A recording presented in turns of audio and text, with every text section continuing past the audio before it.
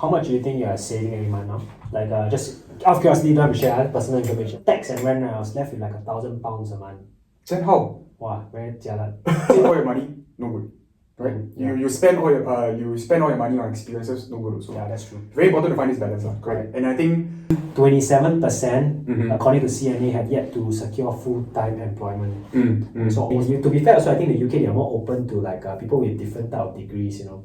So to them, right, for me, I think it really doesn't matter what you studied. Right? Okay. They'll just interview as per whatever degree you did. There's this new apprenticeship thing that actually was started during the COVID days, right? Whereby when remember the companies weren't hiring, so government say, okay, you can hire for 1 year, 6 months, I can't remember. Then you get quite like a 2,500 nominal allowance, right? I think now probably slightly lower, right? And then there's apparently all these roles out there, degree or that. You think does it matter? Like in this article they mentioned some like humanities and arts degree, right? What would you do to stand out? What would I do to stand out? Yeah. Wow. It's always Terrence giving this kind of roller question. I should shoot back one day. But okay, I think. Hello, welcome to BurgBoys, our pilot episode. I'm Max. I'm Terrence. And this is your weekly dive into the most interesting news with our reactions and takes on what's happening. So Max, today we've curated 2 articles you sent me earlier today. So very first article, right? I think was recently released as well. 60% of Singaporeans live paycheck to paycheck. Right? Yeah. I want to ask you do you live paycheck to paycheck? No, I don't. Did you used to? Yes, I did. Yeah, and, for quite a long time. And how did you spend the money? Was this after you graduated or before you graduated? Actually, to be honest, it lasted until probably 1 year after I graduated.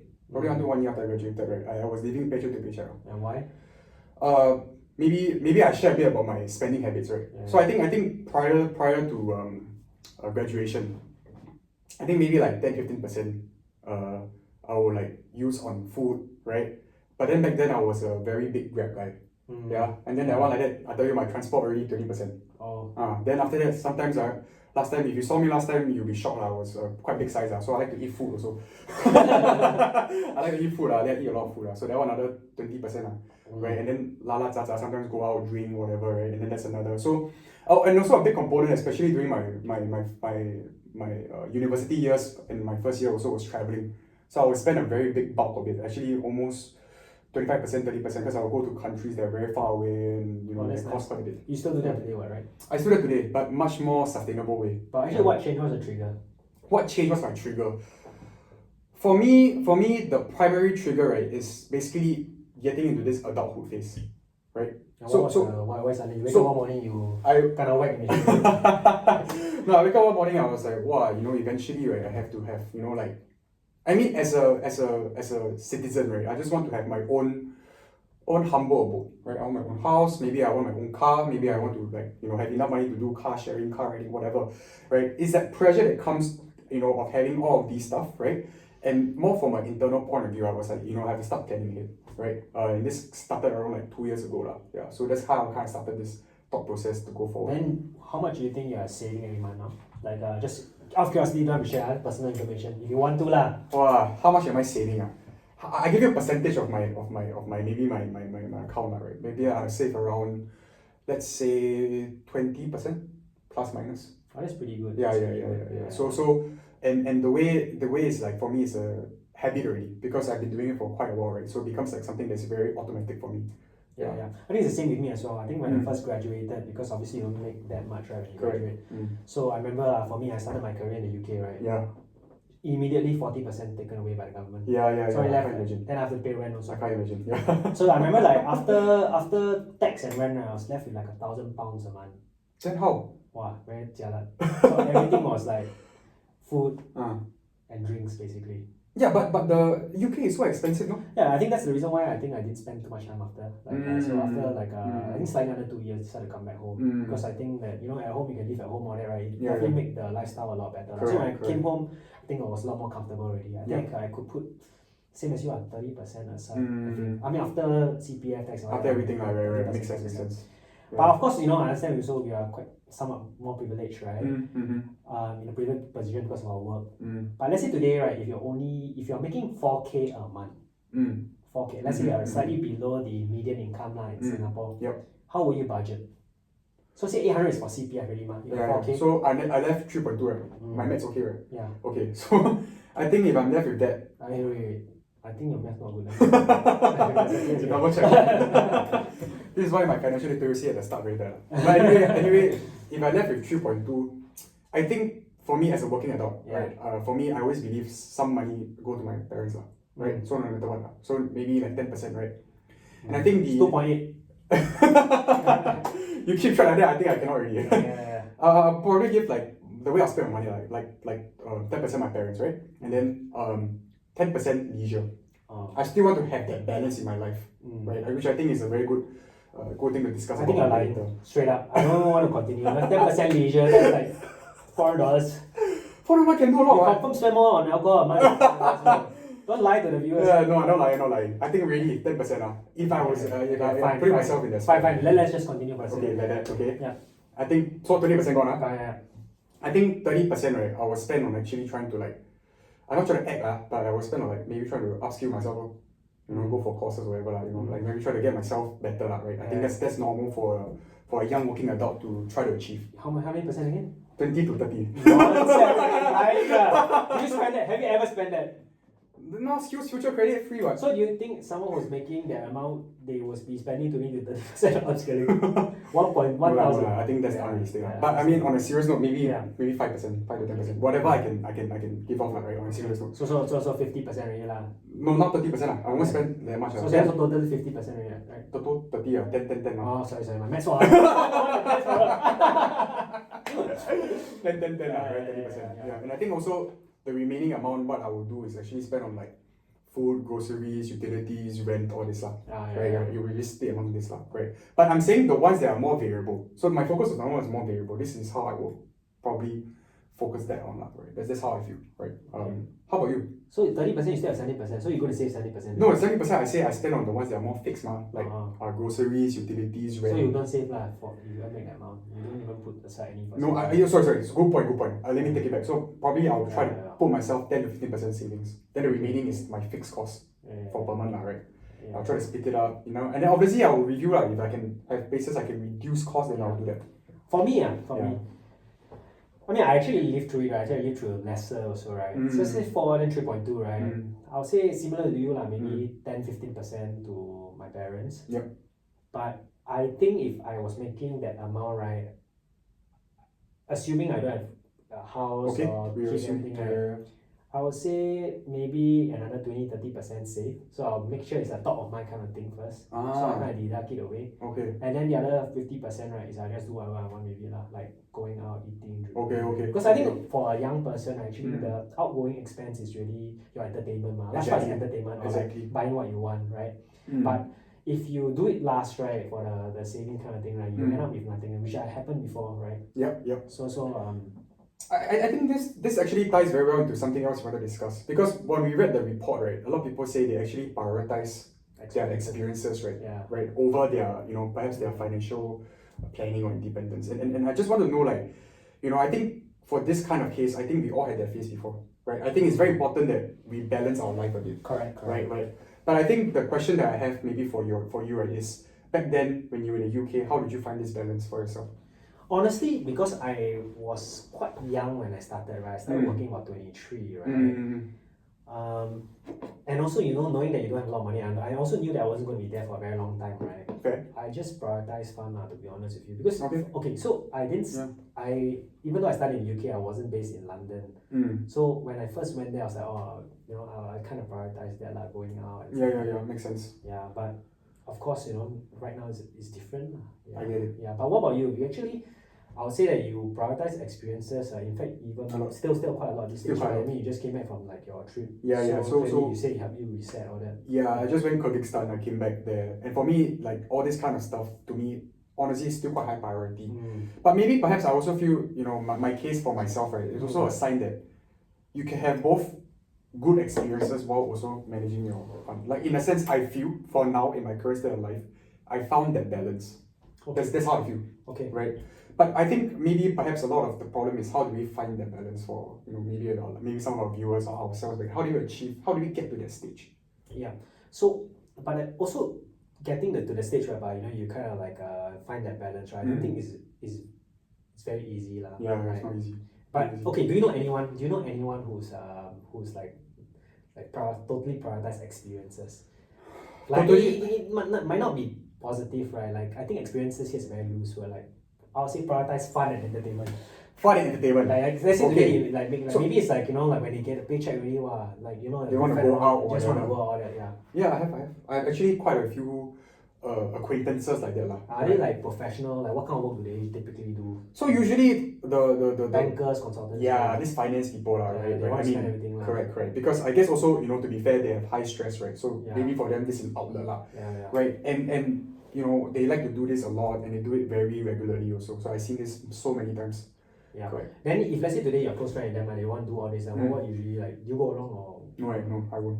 I think for me, right, because I think at the back of my mind, right, I think maybe perhaps this is what also something I want to share with the viewers also, is that this is like a principle thing, right? yeah. Right? So at the back of my mind, I know always that, hey, look, there's something more that I need to kind of focus on. So for me, I also learn how to say no. If you have a sibling that somehow get into that, like, I prioritize experiences, or what would you like? How would you like convince or that? Or do you think it's very hard? I mean, honestly, it's not an easy question, by the way. Yeah. Just curious lah. I mean, as someone with a sibling myself, right, Mm. I think if I were to tell he or she that, hey, look, you cannot, be overly indulgent in this, Yeah. they're not going to listen to me. Yeah. Not at their age, right? So I think it's a matter of time and experiences. But what we can do is to give, I'll probably give constant reminders, Yeah. like, hey, look, hey, just to remind you, this is, you should take care of this, blah, blah, blah, blah, blah. I'm not asking you to, suddenly become don't spend money at all. I'm just saying, Yeah. be reasonable with your own I expenditure. think you're also quite generous, right? What about this, right? Let's say today, hypothetically, right? Because the people that I think are your peers or your friends, right? They are all in good professions, making good money, right? So if they live paycheck to paycheck, right, and somehow they run out of money, they can't borrow from you. Do you think it's acceptable? It's not No. acceptable, right? No. Because if let's say today you're not making, let's say you make a tough living, understandable. Let's say today you make very good money and you borrow from me. It's not it doesn't leave a good taste in the mouth. Because you brought this upon yourself, right? Yeah. This is your own fault, lah. I'm not saying fault, lah, right? I don't know what's the background. No such as fault, but Not such as fault. yeah, but But more of like, hey, this is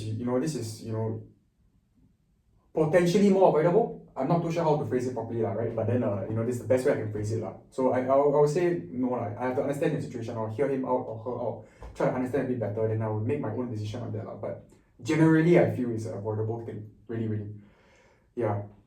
Okay. Yeah. Any other ending words on this? Ending question? words on this thought, lah. Mm. Yeah, I think in life, I think you save all your money, no good, right? Yeah. You spend all your money on experiences, no good also. Yeah, that's true. Very important to find this balance, correct? Correct. And I think for my case, it was the pressures of starting to adulthood that kind of drove me into the forefront of planning for my life, right? And honestly, Terence, is there a time that's too late to do this?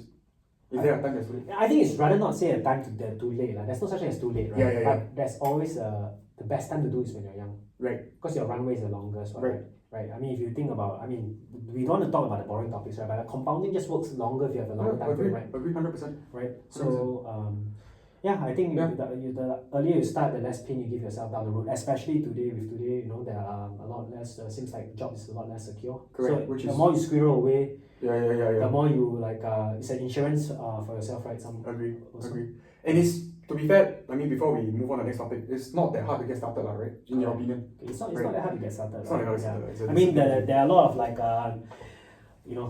online gurus out there, right? There's so many books, so many articles written. I'm sure that for anyone to pick up today, and everyone's so literate, a lot more literate definitely than past generations, right? So there's really no excuse lah. Yeah. Yeah. You send your course to ChatGPT, then ask them why can I cut whatever, I don't know lah. Yeah. But yeah, these are all options you can do lah. Really, Yeah, for real. Yeah.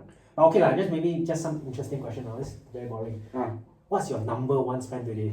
My number one spend today, Like what's your number one spend? I mean, what you mean today is like, your current life stage. What do you spend the most money on? Cereal. Don't lie. Cereal. Yeah. Cereal. This one is a topic for another day lah, but crypto.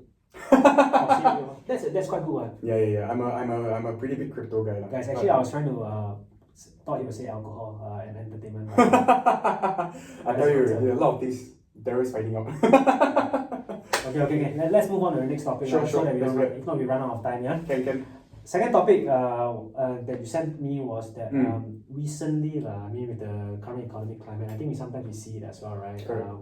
friend circles, they've been talking about it as well. Bit of a slowdown, right? Especially hits the graduates the hardest. Yes. And there was a stat right? I need to recap a bit. 27%, according to CNA, have yet to secure full-time employment.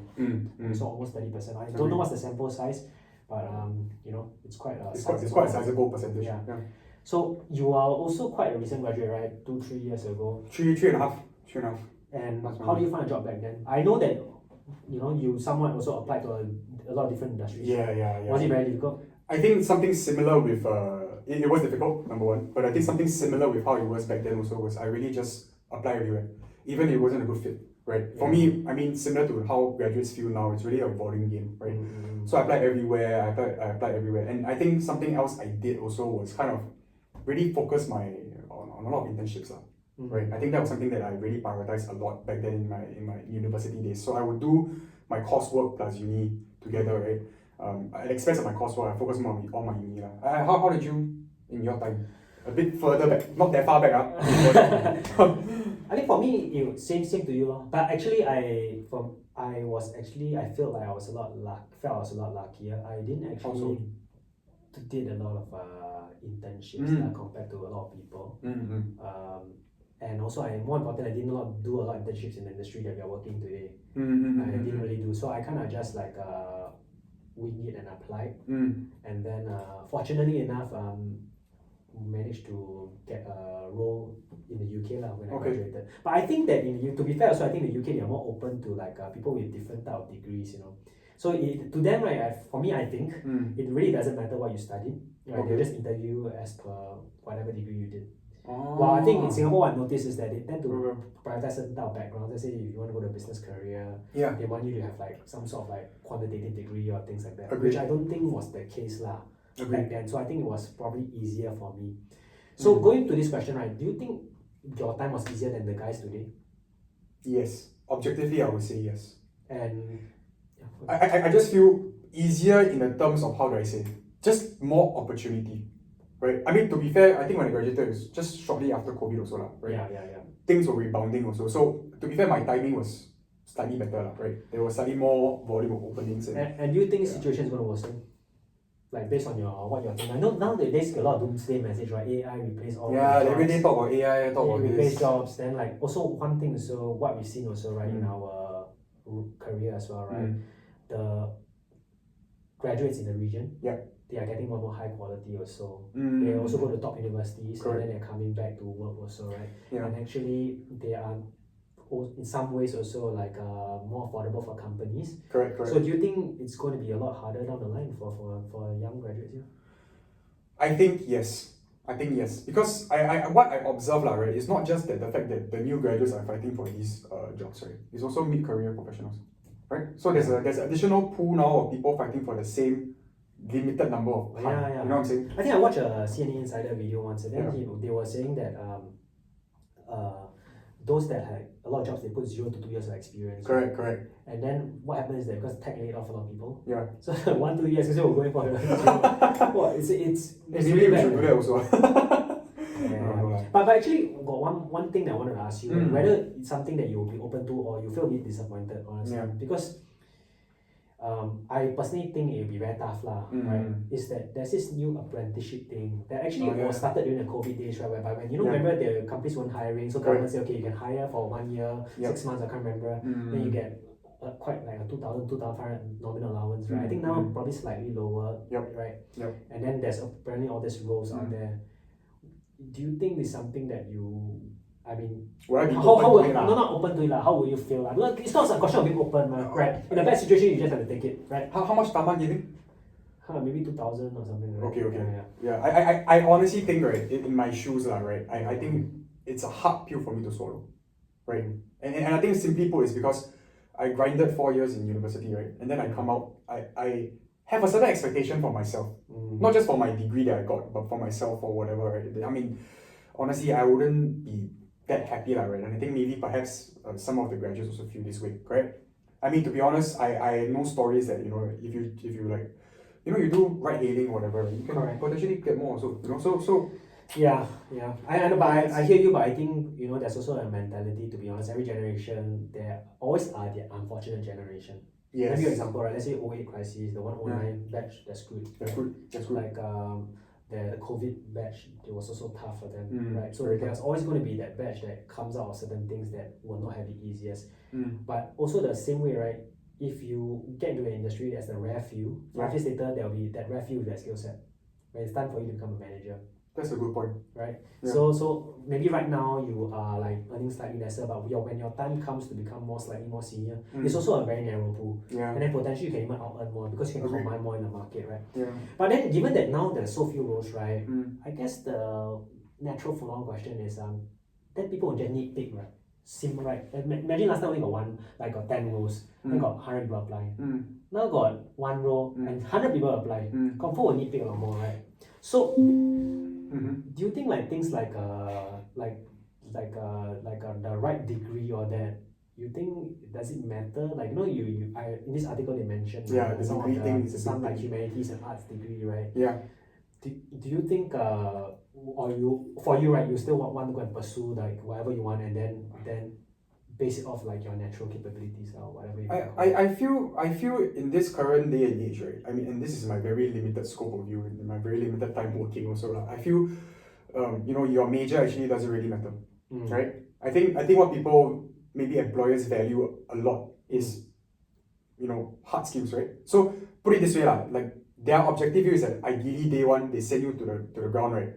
Okay, you can start working already. You can start producing output. You can start supporting their requirements. I think that's what they look for, right? So I think even if, like, for example, you are a music major, then you want to apply some engineering role. But if you have like all these nice engineering, I think that's a feasible option.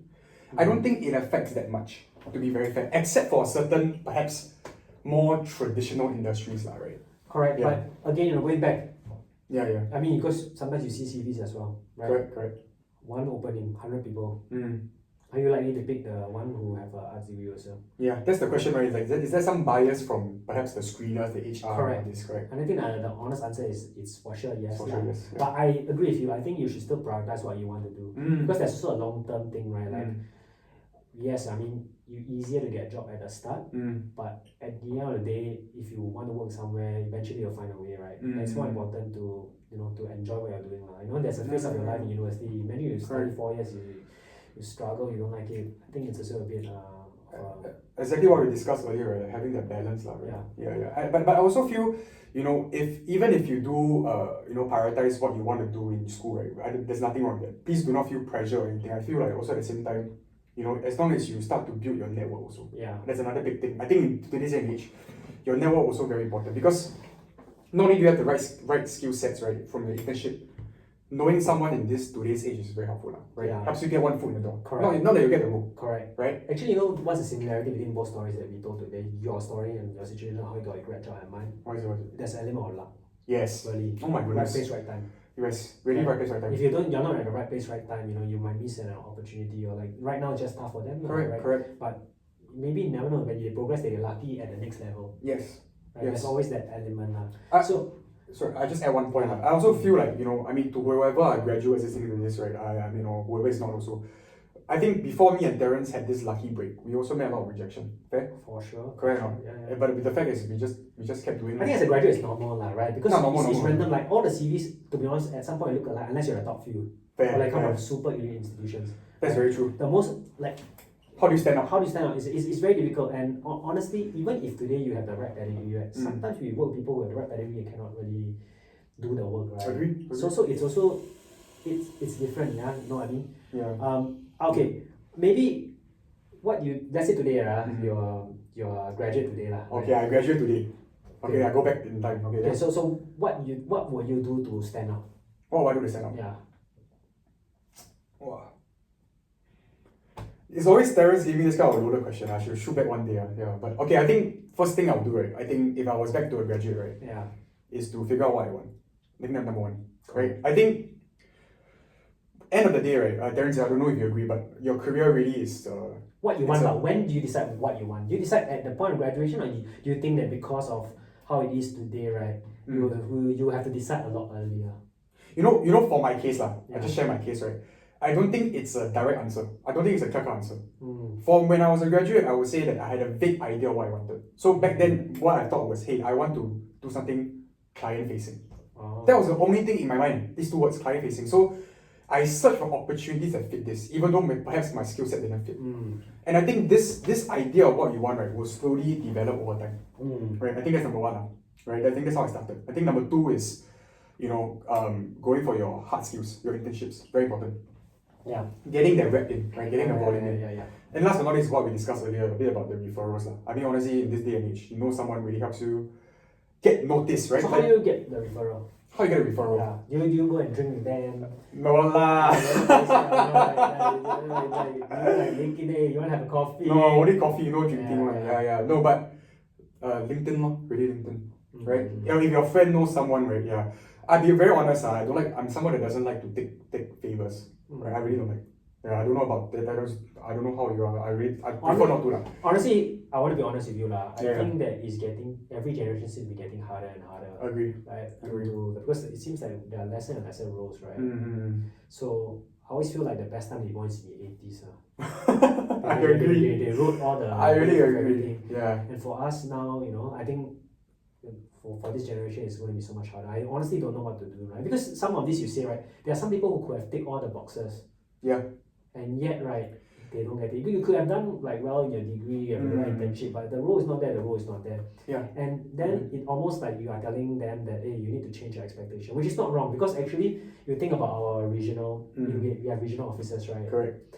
Some of these guys, they have to fight off a huge ton of competition to get their role that they are in. Exactly. So, we are saying this from a position of privilege. And unfortunately, that seems to be the case whereby people just seems to be like they need to be mentally prepared for some form of competition lah. Yeah. And I think what you say, right, 1, 2, 3, I all agree lah. But I think I'll add a fourth point lah, maybe like just the mindset lah. Right, you don't get too. Very true.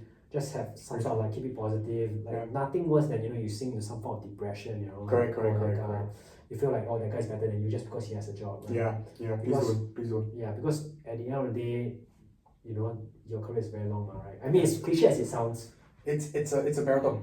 Yeah. Right. I mean, some years you feel more productive, some years you feel less. I mean, we would know, right? We would know, yeah. So, and once again, a reminder also that element of luck that Terrence was mentioning is a big factor. Correct. Sometimes you just need the right HR person. Sometimes you meet the right interviewer, you get it. It just happens. But I think don't underrate a small opportunity. Correct. Even if it's an internship or like a small role, right? Because think of it as an investment to a good time. Because actually, think about it, my first role, right? Yeah. After my tax and rent, I was also making that. Yeah. Right. Yeah, exactly. So, and I know it's not easy lah, but you can just maybe give yourself a time frame. Correct. Okay, I learned 1, 2 years. I think as an investment, like a master's degree, a paid master's degree, and then from then on you move to something better lah. But never be guilt trip to stay. If let's say today someone pay you more leave, they are paying you a lot more. Yeah, this may be a topic for another day, but loyalty to companies is also something that is a point of contention. This is a contentious topic. I don't want to talk to Max about it. Yeah, maybe this one. We both work in the same company, so I don't want to talk about this. This one he can go on a soliloquy lah. Yeah. I need to take sabbatical after this. Okay lah, Max. I think we talked a lot about it. Yes. Shall we wrap it lah? Yeah, let's wrap it up lah. So I think guys, for all the graduates out there, right? I mean, on this topic, please stay in bright spirits, stay motivated. As a matter of fact, if you guys have any questions about finding jobs, you can drop us in the comments or in the DMs. We'll be happy to respond to them. Yeah, and we'll be happy to give support wherever possible. Yeah, we'll be happy to answer. I think maybe if that case, let's wrap up. Yeah, we'll see you all next week. Thanks guys. Bye. See you all. Bye.